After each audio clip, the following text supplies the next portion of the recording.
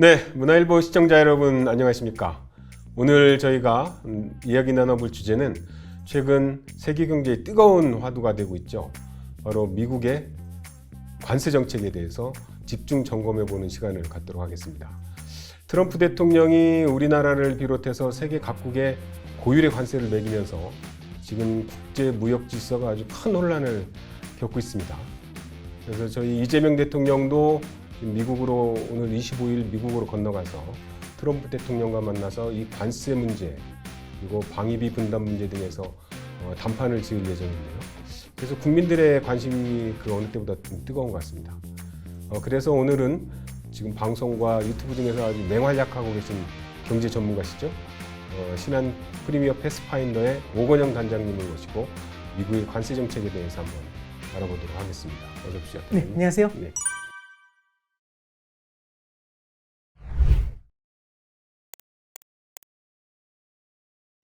이 관세 문제에서 이 경제 문제, 우리 일반 시청자분들이 알기에는 좀 어려운 문제죠. 네네. 네, 경제가 참 어렵습니다. 네.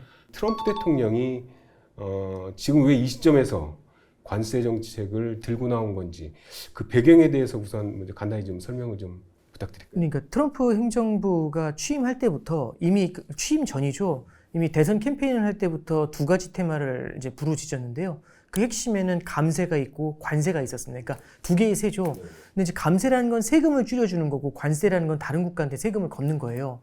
그럼 이 두 가지를 왜 얘기를 했느냐? 미국 경제가 계속해서 성장하기 위해서는 정부가 크게 개입하지 않으면서 계속해서 세금을 줄여주게 되면 그만큼 미국 경제 성장에 도움이 되지 않겠냐라는 거고요. 사실 이 감세하고 관세는 1기 트럼프 행정부 때도 썼었어요. 2017년도에 트럼프가 취임을 하자마자 2017년도에 대규모 감세를 했거든요. 그리고 그게 이제 올해 일몰이 된 건데 그 일몰을 연장하는 법안을 했던 게 이번에 OBBBA라는 게 있었어요. 근데 anyway 이제 이렇게 감세를 했기 때문에 미국 경제에는 부스팅업이 될 수 있는 힘을 준다라는 게 첫 번째죠. 근데 이제 감세를 하게 되면 문제가 하나 생깁니다. 어떤 문제가 생기냐면 재정 적자가 커져요. 그럼 이 재정 적자는 뭘로 감당을 할 수 있느냐?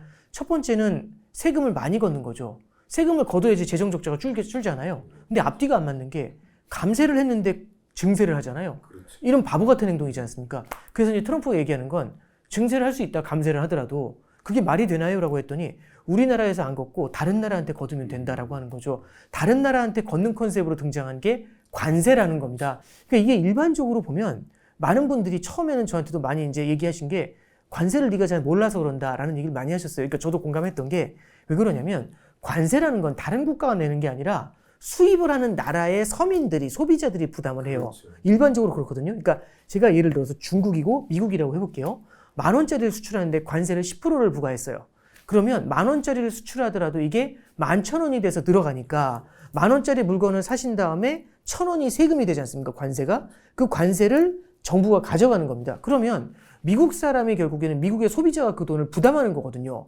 그러면 이게 어떻게 다른 나라한테 세금을 거냐? 미국 사람한테 걷는 거지. 실제 이런 얘기가 있었고 교섭력이 있는 국가들 같은 경우는 어떤 일이 벌어지냐면 제가 미국이 아니면 물건을 팔 수가 없어요. 근데 다른 국가들이 다 미국에 물건 팔려고 경쟁하거든요. 근데 10% 관세를 부과했습니다. 그럼 제가 10,000원짜리를 수출해서 11,000원이 되면 우리나라 물건을 안 사줘요. 미국 소비자들이. 다른 나라는 다 사주는데 그럼 이건 어떻게 해야 되냐면 제가 9,000원으로 가격을 낮춰야 됩니다.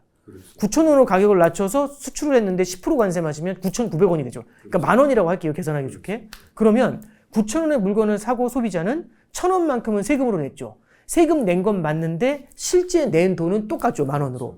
그러면 이건 누가 부담한 거냐? 사실상 제가 1,000원만큼 마진을 까고 보낸 거잖아요. 그러면은 다른 국가가 세금을 내는 케이스가 될 수가 있죠. 그래서 감세를 통해 경기를 끌어올리고 싶고 거기서 발생하는 재정 적자가 있는데 그 재정 적자를 해결하기 위해서는 관세라는 걸로 붙어주면 된다라고 생각을 하고 있는 거죠. 그래서 대규모 관세를 부과하는 거고요. 두 번째 하나가 더 있는데 이게 뭐냐면 재정 적자가 커지면 미국 경제가 뜨겁잖아요. 그럼 소비가 성장합니다. 소비가 커진다는 얘기는 다른 나라 물건을 많이 수입한다는 얘기도 되죠. 그럼 무역 적자가 커져요. 그럼 무역 적자가 커지는 걸 막아야 되지 않습니까? 그럼 무역 적자 커지는 거 막으려면 딱 하나밖에 없습니다. 관세 부과하는 거죠. 그래서 이 관세라는 건 첫 번째 말씀드린 것처럼 무역 적자를 줄이기 위함에 있다라는 게 첫 번째고요. 두 번째는 재정 적자를 줄이기 위함에 있다. 두 번째 포인트가 되죠. 그래서 어느 국가나 무역 적자하고 재정 적자가 되게 큰 이슈예요. 근데 트럼프 입장에서는 관세라는 걸로 이 둘을 갖다가 동시에 해결할 수 있잖아요. 그러다 보니까 트럼프 얘기하는 게 이게 전가의 보도처럼 되는 거고, 두 번째는 할 수 있는 얘기가 그 트럼프가 직접 한 얘기 중에 관세가 이 영어 단어 사전 중에서 제일 아름다운 단어라고 네. 그런 얘기를 하는 이유가 이런 데 있는 겁니다.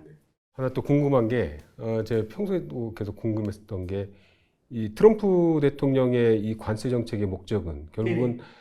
제조업을 다시 이제 부흥시키겠다 네네. 이런 목적이 있지 않습니까? 그래서 해외에서 생산을 하면 관세를 물리겠고 들어와서 미국에서 생산을 하면은 관세를 안 물리겠다. 결국은 이제 제조업을 다시 미국 내에서 부흥시키기 위한 건데 지금 미국의 이제 1인당 GDP 보면 거의 7만 달러, 8만 네, 달러에 네. 들어오는데 그런 나라에서 제조업으로 경쟁력을 갖출 수 있겠느냐?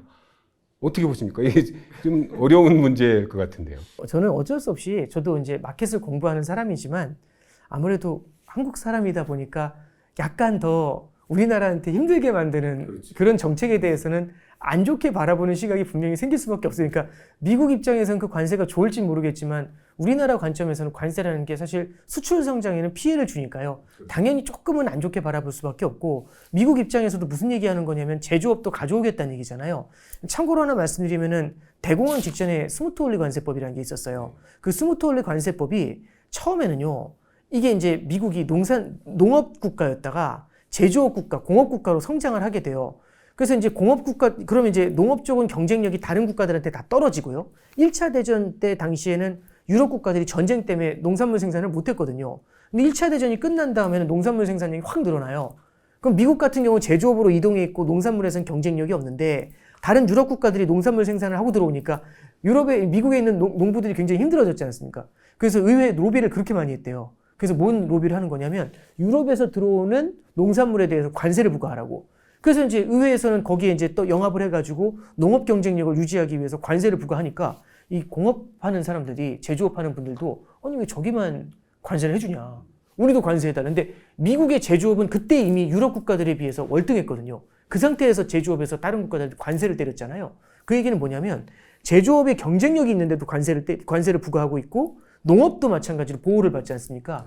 그럼 다른 국가들은 결국에는 제조업에서는 월등하게 떨어지는데 농업까지도 관세 때문에 막혀버리니까 결국에는 미국이 다 가져가겠다는 얘기잖아요. 이게 이제 스무트홀리 관세법이었는데 그것 때문에 세율이 확 올라가면서 이게 그때 당시에 경제에 충격을 꽤 세게 줬었던 겁니다. 물론 이제 대공황이 그것 때문이다라고 말할 수는 없지만 영향을 준 요인 중에 하나라고 볼 수가 있죠. 지금 미국 같은 경우는요.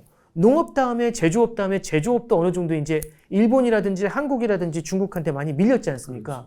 그래서 이제 제조업의 인프라가 많이 무너지다 보니까 러스트벨트라는 말도 나오는 거고요. 트럼프 행정부가 얘기하는 건 우리 러스트벨트에 있는 이 제조업 하시는 우리 미국인들 너무 힘드셨죠? 이게 왠지 아세요? 이러면서 들어온 거죠. 다른 국가가 우리 걸 다 가져간다고. 그래서 그 사람들한테 영광을 돌려주겠다는 겁니다. 그리고 농부들한테도 트럼프의 지지층에는 농부들도 꽤 많거든요. 그래서 얼마 전에 나온 얘기 중에 뭐냐면 브라질에서 콩을 사고 있는 이 대두를 사고 있는 저기 중국한테 얘기하는 게 미국의 대두 수입량을 4배 늘려라 이런 얘기하고 있죠. 그러니까 결국에는 미국이 농업, 제조업, 그 다음에 첨단 제조업까지 다 가져가겠다 이제 이런 생각들을 하는 겁니다. 그럼 다른 국가들은 거기에 대한 반발감이 성장이 둔화될 뿐 아니라 거기에 대한 반발감이 아무래도 더 커질 수밖에 없는 거겠죠. 그래서 미국이 이제 모든 걸 다 가져가겠다 이제 이런 패턴으로 나오는 건데요. 문제는 이런 게 있는 것 같아요. 그러니까 실제 그 기업을 하시는 분들하고 말씀을 나눠봐도 미국은 오랫동안 제조업을 하지 못했고요. 그 다음에 제조업 인프라뿐만 아니라 인건비가 굉장히 비싸요. 그리고 경험이 없는 숙련되지 않은 노동력이 인건비가 비싸잖아요. 그러면은 이게 단순히 공장을 짓는다고 해서 해결될 것이냐? 아마 공장을 짓는다고 해도 이 사람들의 숙련도가 높아질 때까지는 시간이 꽤 많이 걸릴 수가 있겠죠. 그래서 그 오랫동안 걸리는 시간 동안에 얼마나 많이 인프라를 확립할 수 있느냐 이게 첫 번째 문제인 것 같고요. 그래서 트럼프 행정부가 이걸 모를 리가 없겠죠. 그래서 일단 밀어주는 방법들을 쓰는 건데 이번에 관세 협상한 거 보시면은 어떻게 관세 협상했냐면 다른 국가들한테 요구한 건 두 가지예요. 첫 번째는 너희 국가의 시장을 개방해 이거거든요. 그래서 미국산 항공기 사고 미국산 LNG 사고 너희 시장 국가의 시장을 개방해가지고 미국산 물건이 그쪽으로 수출이 될 땐 관세 때리지 말고 이게 이제 첫 번째 시장 개방이고 두 번째는 대미 투자를 늘리라고 하거든요. 미국의 제조업 설비에 투자할 때 인프라 투자할 때 돈이 필요하니까 대미 투자를 늘려. 그럼 두 개 합치면은 시장 개방에 대미 투자 확대잖아요. 제조업이 만들어지면 사줄 수 있는 나라를 이미 뚫어놨죠. 그럼 시장을 열어놓은 거예요. 두 번째는 돈은 대미 투자를 받는다고 했잖아요. 그러니까 그 정도까지 밀어주면서 결국에는 제조업이 올라올 수 있도록 시간을 벌어주고 있는 그런 단계입니다. 그래서 일반적으로는 미국이 제조업이 살아나기가 1인당 GDP가 그렇게 높은 상태에서 임금이 높기 때문에 절대적인 경쟁력이 분명히 떨어질 수밖에 없거든요. 근데 이제 이게 숙련도를 어느 정도 끌어올리는지, 그리고 이제 우리는 AI라는 얘기를 하고 있잖아요. 그 AI 혁명이 과연 이 고비용의 노동력에 대해 생산성을 어느 정도 끌어올릴 수 있는지, 그리고 미국한테 지금 유리한 여건을 만들어주고 있는 이 환경이 어느 정도 영향을 주는지, 이런 것들이 아무래도 좀 미래에는 미국 제조업이 다시 돌아올 수 있는지 거기에 대한 가장 중요한 관건이 될 거라고 봅니다. 네. 우리 국민들이 이 미국의 관세 정책으로 인해서 피부로 느낄 만한 어떤 체감할 수 있는 부분 어떤 게 있을까요? 이게 결국에는 당장 우리가 관세를 부과해서 가격이 올라가는 게 아니라 우리 수출품이 관세를 맞는 거기 때문에 아무래도 서민들이 느끼는 거는 수출하고 내수 중에서는 서민들은 내수를 체감하지 수출을 체감하지는 않거든요. 그러면 미국에서 관세를 부과한 게 당장 체감으로 돌아오진 않아요. 근데 이제 이런 건 있겠죠. 뭐냐면 수출이 굉장히 빡빡해질 수가 있지 않습니까? 근데 우리나라 성장의 상당 부분을 수출이 차지한다고 할 때 이 수출하는 제품에 대해서 이번에 저도 이제 보면서 철강하고 알루미늄에 대해서 부품을 포함하고 있는 그 비중까지 맞춰가지고 관세 때린다는 걸 보면서 아, 정말 촘촘하게 때리는구나 이 생각을 했거든요. 이렇게 되면은 일부 기업들 같은 경우는 경쟁력이 떨어지게 되면서 고용을 줄이게 되는 문제가 생길 수 있어요. 그래서 당장 우리한테 어떤 충격이 찾아온다 이렇게 표현하는 것보다는요. 물론 이제 주식 투자하시는 분들 중에는 그런 업종에 대한 종목들 같은 경우, 그런 이제 기업들 같은 경우 주가가 떨어지는 충격 정도는 있겠지만 실질적으로 우리가 체감하는 경제 활동상의 충격은 시차를 두면서 우리나라의 성장률이 둔화되는 모습들 이런 걸로 나타나게 되지 않을까 생각은 하고 있습니다. 중국 얘기 좀 하나만 좀 네네. 여쭙겠습니다. 이 그 트럼프 대통령부터 해서 바이든 정부도 그렇고 줄곧 지금 타겟이 되고 있는 게 이제 중국으로 할 수 있는데 이 관세 정책도 어떻게 보면 이제 중국을 가장 큰 핵심 타겟으로 하고 있다고 생각할 수가 있는데 동맹국들은 이제 이미 고율의 관세를 부과를 했고 캐나다나 뭐 브라질 그런 데는 훨씬 더 높은 관세를 부과를 했는데 이 중국에 대해서는 아직 뭐 이렇다 할 결정이 안 나오고 있습니다. 이 그 트럼프 대통령의 중국을 바라보는 그 전략 뭐라고 생각해 볼 수 있을까요? 일단 저기 중국한테는 별다른 충격을 안 주고 있다라는 건 좀 아니고요. 왜냐하면 5월 달에 이미 중국한테 145% 관세 때렸다가 이 관세율이 30%로 낮아진 상태에서 90일 후에 두 번이 일어난 거거든요. 그러니까 이제 30% 관세율이라는 게 낮은 관세율은 아닙니다. 우리나라나 일본이나 유럽이 15%니까요. 근데 중국한테 30% 관세가 부과되고 있고 여기에 펜타닐 관세라고 해서 10% 관세가 더 있어요. 이게 약간 마약 수출하기 때문에 페널티로 관세 때릴 거야 라고 해가지고 들어가는 관세가 있거든요. 그러면 이제 40%, 50% 관세를 맞는 그런 섹터들도 있어요. 그래서 중국한테 관세율이 다른 나라보다 많이 낮다 이렇게 얘기하기는 사실 쉽진 않아요. 근데 여기서 중국한테 이 관세를 갖고 얻어낼 거는 분명히 더 있겠죠. 그래서 11월 달까지 협상은 더 이어갈 겁니다. 근데 여기 이제 그 베센트도 저기 미국의 재무장관 베센트라는 사람이 인터뷰한 것에서 좀 흥미로운 얘기들을 좀 두 가지를 발견하는데 첫 번째는 어떤 얘기를 하냐면 중국이 지금 러시아를 지원하고 있다. 이런 얘기를 하면서 러시아를 지원하는 국가 같은 경우는 추가로 관세를 부과할 수 있다. 러시아산 원유를 굉장히 많이 사주고 있거든요. 그러면 여기에 대해서는 25%, 50% 관세 더 때릴 수 있다. 이런 얘기를 하고 있죠. 근데 이게 중국이 조금 다른 게 다른 국가들하고는 히토류를 갖고 있어요. 그래서 지난 5월 달에도 145% 부과하면서 싸웠다가 히토류에서 문제가 생기니까 미국도 우리 한번 대화 좀 해볼까? 이제 이런 식으로 이제 말을 한번 풀었거든요. 그래서 어설프게 그냥 막 들이닥쳐가지고 할 수 있는 케이스는 아닌 것 같고 현재 약 30-40%의 관세가 부과가 되고 있으니까 시간을 두면서 여기서 관세율을 조금 올리더라도 시간을 두면서 교섭할 수 있는 영역을 확보하자라는 게 이제 그들의 포인트라고 볼 수 있을 것 같고요. 이 아까 말씀드렸던 베센트 재무장관이나 트럼프나 중국에 대해서 원하는 건 확실해요. 뭐라고 얘기하고 있냐면 중국한테 이런 얘기를 하죠. 아름다운 리밸런싱이라는 말을 써요. 그래서 이게 무슨 소리일까 해서 보면은 중국은 제조를 해가지고 물건을 미국에 팔잖아요. 그럼 미국은 소비를 하는 거죠. 그래서 미국은 소비국가, 중국은 생산국가가 되는 거예요. 근데 이게 무슨 문제가 생기냐면 미국은 물건을 사려다 보니까 빚이 늘어나요. 그리고 물건을 사다 보니까 그 무역 적자가 커지는 거죠. 그러면 빚도 커지고 무역 적자까지 커지는 게 가장 큰 문제지 않습니까? 미국 입장에서는. 그럼 이걸 해결하기 위해서는 이제 반대로 중국이 미국 물건을 사줘야 돼요. 그래서 중국이 미국 물건을 사주게 되면 미국이 결국에는 결국에는 중국에 수출을 해가지고 달러를 벌 테니까 빚도 갚게 되고 무역 적자도 줄일 수가 있죠. 그럼 미국 물건을 많이 사줄 수 있는 국가가 필요한데 지금 전 세계에서 소비를 할 만한 국가가 미국 스스로를 제외하면 중국 정도가 아무래도 소비를 할 수 있겠죠. 그래서 아름다운 리밸런싱의 핵심은 뭐냐면 중국은 생산국가, 미국은 소비국가라는 프레임워크에서 벗어나자. 그래서 미국은 생산국가가 되고 중국은 소비국가가 돼야 미국의 제조업 제품을 갖다가 융성이 됐을 때 그거를 중국이 그 강력한 소비력으로 사줄 수 있다. 이런 얘기를 하고 있는 거죠. 그래서 결국에는 궁극적으로 원하는 거는 중국이 미국의 물건을 사주면서 아름다운 리밸런싱이 일어나는 것. 이게 이제 가장 큰 핵심이 되지 않을까 싶습니다. 그 미국이 말씀하신 대로 어떤 일종의 수출 국가가 네네. 되려고 하면 결국은 이게 좀 환율 문제인데 트럼프 대통령도 이제 지금 그 환율에 대한 생각이 이제 약달러를 통한 어떤 뭐 수출 증대라든지 뭐 그런 것들을 생각하고 있는 것 같은데 지금 이 관세 정책으로 인해서 미국의 무역 적자가 해소되거나 뭐 그러되면 아무래도 이제 미국에 대한 그 세계 이제 투자도 많이 늘어날 거고 미국 자산에 대한 투자가 늘어날 것인데 그러면 이제 달러가 오히려 강세가 되는 현상이 나타나지 않을까요? 그렇게 되면 트럼프 대통령이 생각한 달러 약세 정책과는 좀 상반되는 현상이 나타나지 않을까 그런. 저도 트럼프의 정책을 보면은 시장 원리로는 말이 안 되는 게 너무 많아서 그러니까 말씀하신 게 포인트인데 그 스티브 미란이라는 사람이 있어요. 트럼프 행정부에. 지금 이제 원래는 CEA 정책위원장이었다가 지금은 이제 연준의 이사로 참여를 해가지고 금리 인하하도록 종용할 것이다 이런 얘기가 나오는 분인데. 미란 보고서. 예, 그렇습니다. 그 미란 보고서의 내용은 핵심은 그거예요. 미국은 너무 억울하다는 거죠. 뭐냐면 미국은 계속해서 다른 국가들의 물건을 사주면서 무역 적자가 커지고 빚만 쌓였대요. 근데 이게 상식적으로 보면 무역 적자가 커지고 빚이 커지잖아요. 그럼 그 나라 통화 가치가 떨어지면서 달러가 약세가 나와야 돼요.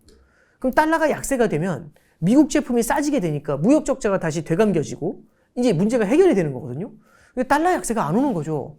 그래서 미란이 되게 화가 난 거죠. 아니 이게 시장 원리 안 맞지 않냐? 왜 달러가 약세로 안 갈까? 해서 보니까 미국이 재정 적자를 겪고 해가지고 무역 적자 겪고 해서 이 달러가 약세로 가야 되는데 오히려 다른 국가들이 미국한테 달러를 벌어갔잖아요. 수출을 해서. 그 달러로 미국에 있는 주식이나 채권이나 부동산을 사는 겁니다. 그러면 무역 적자가 났는데 그렇게 해서 나간 달러가 미국으로 다시 유입이 되잖아요. 그럼 달러가 부족한 게 아니라 달러가 계속해서 미국으로 다시 되돌아오는 거예요. 그럼 다른 국가들 사이에서는 계속 미국의 자산을 사서 들어가니까 달러를 보유해가지고 그걸로 미국 자산으로 해가지고 미국 쪽으로 달러가 다시 빨려 들어가니까 시중에는 달러가 모자라게 되죠. 다른 국가들한테는. 달러가 강세가 풀리질 않는 겁니다. 그러니까 미국 입장에서는 답답한 거죠. 달러 약세가 나와줘야지 무역 적자를 줄일 수가 있는데. 그래서 이제 스티브 미란이 얘기하는 건 이거는 뭔가 불공정하다. 이건 기울어진 운동장이다. 왜? 무역 적자가 나는 국가가 어떻게 달러 강세가 나올 수 있나? 그래서 이런 경우는 정의 구현을 해야 되죠. 그래서 얘기하는 것 중에 하나가 관세. 그 얘기를 하는 거고요. 두 번째는 이게 결국에는 미국에 있는 제품을 사려고 자금이 들어오는 거니까 이거는 미국이라는 황금의 궁전으로 들어와서 여기서 우리 카지노를 하는 거나 다름없지 않냐. 그래서 미국으로 자본이 들어올 때 그 입장료를 내라. 뭐 이런 얘기. 그러니까 뭐냐면 굉장히 멋있는 저기 카페를 차리신 거예요. 사람이 너무 많이 오는 겁니다. 그러니까 안에 커피만 마시는 게 아니라 커피값이 비싸도 사람들이 줄을 서요. 그래서 막 줄이 막 저기 서대문역까지 서고 막 이러거든요. 그럼 이제 어떤 생각을 하시냐면 그러면 입장료를 받자. 그러면 오른 사람이 줄이 좀 줄어들 것 같지 않으세요? 그렇죠. 그렇겠죠. 근데 대신에 들어오는 사람한테는 입장료도 받으니까. 그렇게까지 하면 미국의 제품, 미국에 다시 투자하려고 하는 수요도 줄어들게 되니까 달러 약세도 좀 나오지 않겠어? 이런 얘기를 하고 있는 거죠. 내지는 스티브 미란은 또 무슨 얘기까지 하냐면 과거 플라자 합의처럼 상대 국가한테 어설프게 자국 통화 약세를 만들려는 정책을 무시하게 하고 내 나라 통화의 강세를 받아들이도록 종용을 하면 어떠냐 이제 이런 얘기까지 하고 있는 겁니다. 그래서 5월 달에 미란 보고서라는 얘기가 뜨겁게 회자됐던 이유가 그거거든요. 그래서 결론을 이제 말씀드리면은 결국엔 트럼프의 정책은요. 제조업의 육성이라는 건 제조업 제품이 해외로 나가게 되면은 수출이 늘어나니까 무역 적자가 줄고 달러를 벌잖아요. 그러면은 해외에 퍼져 있는 달러가 줄어들다 보니까 달러가 강세가 와요. 그리고 미국으로 이 제조업 설비 같은 걸 투자하기 위해서 대규모 자금이 유입이 되면 이것도 달러 강세로 가게 돼요. 그럼 달러 강세로 가면 제조업이 성장하고 투자를 받더라도 미국의 무역 적자가 안 줄어들 거지 않습니까? 그래서 사실 앞뒤는 안 맞는 얘기지만 트럼프가 직접 나서서 그러면 이건 안 된다. 다 가져오는데 대신에 달러는 약세여야 돼. 이런 얘기를 하는 거죠. 그러면 우리가 얼핏 보면 말이 안 돼요. 어떻게 하면 달러 약세가 나오지? 그렇게 하면 달러 약세가 안 나오는데 나오는 방법이 하나가 있습니다. 뭐냐면 환율이라는 건요. 상대 가치예요. 그러니까 미국이 약해지고 다른 국가가 멀쩡하잖아요. 미국이 약해졌기 때문에 달러가 약해지는 겁니다. 근데 미국 경제가 탄탄해요. 그럼 달러 약세가 못 나오느냐? 아니에요. 다른 국가가 훨씬 탄탄하면, 뜨거워지면 달러 약세가 나올 수가 있죠. 그래서 이제 트럼프가 뭐라고 하냐면 위크 달러가 아니라 위커 달러다라는 표현을 써요. 위커 달러는 비교급이에요. 무엇보다 약하다는 거거든요. 그러면 A라는 국가보다 달러가 약하면 되죠. 그러니까 A라는 국가, 예를 들어 독일 같은 경우 재정 지출을 엄청 늘려서 얘네가 뜨거워지잖아요. 그럼 미국 경제가 지금처럼 탄탄하더라도 여기가 더 뜨겁기 때문에 달러가 약세가 나올 수 있고, 이 경제가 뜨거운 곳에 내 물건을 수출할 수 있으니까 무역 적자를 줄이는데도 안성맞춤이라는 거죠. 아마 마음속으로는요, 앞서 말씀드렸는데 중국의 경우에는 경제가 뜨거워지잖아요. 그러면은 위안화가 워낙 세니까, 달러가 가만히 있더라도 위안화가 워낙 세니까 달러가 위안화 대비 약세가 될 수 있고, 이 경우는 미국이 중국에 수출을 하기가 훨씬 더 유리해지죠. 중국 경제가 좋아지니까. 이러면은 미국의 무역 적자를 다 해소할 수가 있겠죠. 그래서 사실 그 미국이 달러 약세를 말하기가 참 어렵지만, 말씀드렸던 것처럼 다른 국가의 성장을 유도하면서 상대 가치에서의 달러의 약세, 그러니까 위커 달러라는 표현을 쓰면서 그걸로 문제를 해결하는 방법을 찾고 있는 게 아닌가 싶습니다. 그 환율 문제를 좀 얘기를 해볼까요? 그 단장님은 최근 여러 방송에서 하반기에는 아마 환율 전쟁이 펼쳐질 수 있을 것이다. 이렇게 말씀을 하셨는데 그 배경에 대해서 좀 말씀 좀 해주세요. 이게 이제 결국에는 관세율이 어느 정도 정해지면, 관세율이 정해졌으니까 그럼 이제 수출을 해야 되는데 수출에서도 타격을 받게 되죠. 그러면은 관세가 정해졌다는 건 가격이 올라가니까 아무래도 수출 경쟁력이 떨어질 수 있지 않습니까? 그럼 수출 경쟁력을 커버하려면 기술 경쟁력이 좋아져야 돼요. 근데 기술 혁신을 해줘야 되거든요. 근데 이제 예를 들어서 앞에 있는 저기 부하 직원한테 내일까지 기술 혁신 해와. 이거는 말이 안 되잖아요. 이런 건 안 되거든요. 그러니까 가성비가 나오는 제품을 만들 수 있으면 되는데 생산성이라는 게 그렇게 올라가진 않는 겁니다. 그러면 이게 안 통한다면 어떻게 할 수 있을까? 그럼 자국 통화 가치를 최대한 낮추는 방법이 있어요. 그러면 예를 들어서 지금 뭐 하반기에는 달러가 자기들은 약세를 원한다라고 하잖아요. 달러 약세는 상대 국가 통화의 강세를 말해요. 그러면 상대 국가 통화가 뭐가 있을까? 예를 들어 원화를 한번 볼게요. 원화 같은 경우는 강세를 보이면, 원화가 예를 들어 10% 강세라고 해볼게요. 그러면 우리나라 제품 가격이 미국 사람들 입장에서는 비싸지는 거지 않습니까? 그럼 우리나라 물건은 안 사겠죠. 근데 어떤 일이 벌어지냐면 엔화가 15% 강세예요. 그럼 내 나라가 10% 강세됐지만 일본이 15% 강세면 우리나라 수출 경쟁력이 일본에 비해서 안 떨어지죠. 그러니까 관세도 15% 맞는 게 안 좋은 거지만 25% 맞은 다른 국가가 있으면 한결 위안이 되지 않습니까? 그러면 달러가 약세고 달러 약세 때문에 다른 국가들의 통화가 강세일 때 내 나라 통화 가치를 조금 덜 강세를 만드는 방법이 있죠. 그래서 내 나라 통화 가치가 조금 덜 강해지도록 노력을 할 수가 있겠죠. 그런 것들을 우리는 뭐라고 하냐면 환율 전쟁이라고 표현을 할 수가 있습니다. 내 나라 통화 가치를 최대한 다른 국가보다 약하게 만들어서 수출 경쟁력을 유지할 수 있으면 좋겠다. 환율 전쟁이 갖고 있는 취지거든요. 그래서 이번에 관세 이후에는 환율에 대한 언급이 한 번 정도 나오지 않겠는가, 그런 생각은 하고 있습니다. 네. 어떻게 보십니까? 9월에 이제 연준이 이제 FOMC를 개최를 하는데 금리를 어떻게 결정을 할까? 좀 단장님은 어떻게 전망하세요? 되게 어려운 질문이신데요. 일단 첫 번째는요. 원래대로 보면 금리 인하가 쉽지가 않아요. 빅컷은 둘째치고 0.25% 인하도 쉽지는 않거든요. 근데 시장에서 그렇게 기대하는 이유 중에 하나는 작년에도 비슷했어요. 작년 8월 달에 미국의 고용이 흔들리는 모습이 뚜렷하게 나타났거든요. 그랬더니 그러면 고용이 많이 흔들리니까 뭔가 경기 부양을 해줘야 되잖아요. 그래서 작년 9월 달에 빅컷 금리 인하가 있었던 거예요. 그래서 지금도 보니까 고용 지표가 확 이제 흔들리니까 그럼 작년이랑 이번에 완전히 또 데자뷰네? 이런 생각을 하니까 금리 인하에 대한 기대가 확 커질 수밖에 없는 거거든요. 근데 이번이 좀 다른 건 8월 달 초부터 8월 7일부터 상호 관세가 이제 적용이 되기 시작을 했습니다. 그러면 상호 관세가 이제 본격적으로 확정이 돼서 적용이 되고 있잖아요. 그럼 관세가 적용되는 만큼 다른 나라가 얼마나 그걸 떠안을지는 모르니까 나머지는 물가의 전이가 되겠죠. 그럼 물가가 높아지는 문제가 생길 수가 있는데, 물가가 높아질 거라는 예상이 굉장히 강함에도 불구하고 여기서 금리 인하를 과감하게 한다? 이게 사실은 쉽지가 않아요. 근데 트럼프 행정부에서 말하는 논리는 이거죠. 이렇게 얘기합니다. 고민하지 않아도 된다. 관세라는 건 물가 올리는 거 맞다. 근데 관세로 물가가 올라가더라도 그거는 일시적이다. 왜냐하면 연준이 바라보는 소비자 물가는요, 전년 대비입니다. 전년 대비 몇 프로 올랐나? 그러면 지금 물가를 관세가 부과가 되면은 지금 물가가 올라가겠죠. 근데 그거는 물가가 매년 똑같이 올라가진 않잖아요. 매년 5%씩 물가가 그 관세가 매년 5%씩 올라가는 게 아니잖아요. 원샷으로 한번 때린 다음에 이걸로 고정이 돼 있잖아요. 그러면 올해 때린 거는 분명히 내년 이맘때 물가에는 영향을 주겠지만 그 이후에는 물가에 영향을 주는 영향이 없어지겠죠. 왜냐하면 한 해짜리 이벤트잖아요. 그래서 이거는 일시적인 물가 상승이기 때문에 물가가 올라가도 걱정하지 않아도 돼요 라고 얘기하는 거고, 연준은 아니에요. 그거는 확실하지 않으니까 지켜봐야 돼요. 이렇게 얘기하면서 신중하게 행동하는 겁니다. 그랬더니 이제 트럼프 행정부에서 말해도 말을 안 들으니까 화가 나는 거죠. 그래서 이제 화가 나니까 이제 트럼프가 그 파월 의장한테 뭐 넘스컬 뭐 이런 얘기하면서 저 바보다라고 얘기하고 너무 느린 사람 막 이런 얘기하면서 참 모욕적인 표현들을 참 많이 쓰죠. 너가 지금 미국 경제를 말아먹고 있다.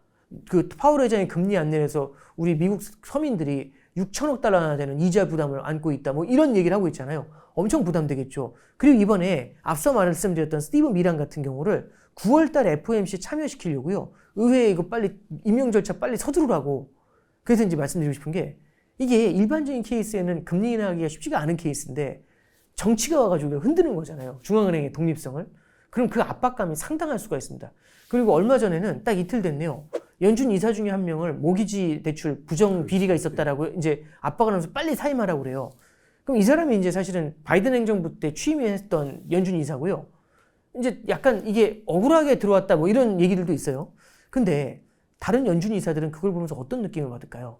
트럼프하고 각을 세우면 뭔가 자기도 생각하지 못한 피해를 볼 수 있다는 생각을 하지 않을까요? 그러면 느끼는 압박감이 클 수 있겠죠. 그럼 느끼는 압박감이 크다라는 거는 정책을 할 때 FM대로 정책을 해야 된다 뭐 이런 것들보다는 조금은 영합적인 정책을 쓸 수 있죠. 그래서 가능성이 높진 않지만 0.5% 금리 인하까지는 쉽지는 않을 것 같고요. 9월 달에 금리 인하에 대한 논의는 좀 첨예하게 대립하지 않겠는가, 그렇게는 좀 생각하고 있습니다. 마지막으로 좀 하나 여쭤보겠습니다. 이제 미국에 투자하는 우리 국민들 많습니다. 서학개미들 많죠. 이 서학개미들이나 미국에 투자를 하는 우리 투자자들이 하반기나 내년쯤에 눈여겨봐야 할 부분, 이 부분은 좀 관심을 갖고 지켜봐야 되겠다 하는 게 때문에 뭐가 있을까요? 그러니까 이게 올해 초가 더 심했던 것 같아요. 올해 초에 뭐가 있었냐면 미국 예외주의라는 말이 있었습니다. 미국 예외주의는요, 전 세계에서 미국이 최고답니다. 그럼 미국 예외주의는요, 미국 주식도 오르지만 전 세계에서 미국 금융자산을 사기 위해서 자금이 들어오기 때문에 내 나라 통화를 팔고 달러 사서 들어오잖아요. 달러도 세져요. 그럼 미국 투자자 입장에서 미국 주식 투자자는 두 가지 혜택을 받는 게, 첫 번째는 달러가 뛰어서 오는 환차익, 두 번째는 미국의 주가가 올라서 오는 주가 차익. 요 두 가지를 동시에 누렸거든요. 그러면 전 세계에서 미국이 제일 좋은 겁니다. 그러면 다른 나라 주식 같은 거 볼 거 없죠. 우리나라 주식 볼 필요 없죠. 전부 다 미국 주식 사면 되거든요. 그래서 미국 주식으로 쏠림이 되게 강하게 나타나기 시작을 해요. 근데 이제 올해 뭘 보여준 거냐면 3, 4월 달에 대규모 관세가 부과가 되면서 미국 주식이 무너지면서 미국 달러가 약세로 가는, 그러면은 주가도 오르고 달러도 세졌으니까 양방으로 먹었다가 양방에서 잃는 문제가 생기잖아요. 그래서 저는 꼭 드리고 싶은 말씀이요. 올해만 봐도 올해 4, 5월의 시나리오를 보면은 미국 한쪽으로만 너무 많이 쏠려 있는 게 또 다른 형태의 리스크가 되지 않겠는가, 그런 조언은 좀 드릴 수 있을 것 같아요.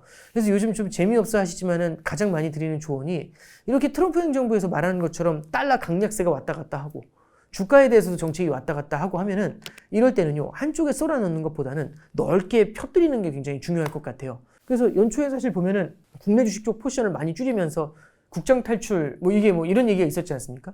그래서 국내 주식의 비중을 줄여놨는데 미국 주식 비중을 늘려놨다가 우리나라 주식이 지난 4월 달에 제 기억에 2296이었거든요. 그게 지금 3200 가까이 온 거지 않습니까? 그럼 조금이라도 국내 주식을 좀 갖고 있었으면 그 40%의 강한 상승을 받았겠죠.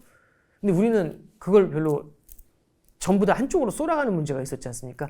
그래서 굉장히 다양한 가능성이 앞에는 나타날 수 있다라는 점을 좀 감안해서 여러 지역에 좀 이렇게 나눠서 깔고 가는 전략들, 그런 것들을 좀 고민해 주시는 게 현명하지 않겠나 싶습니다. 달걀은 바구니에, 여러 바구니에 나눠 담아라. 네네. 알겠습니다. 단장님 오늘 말씀 감사합니다. 감사합니다. 네.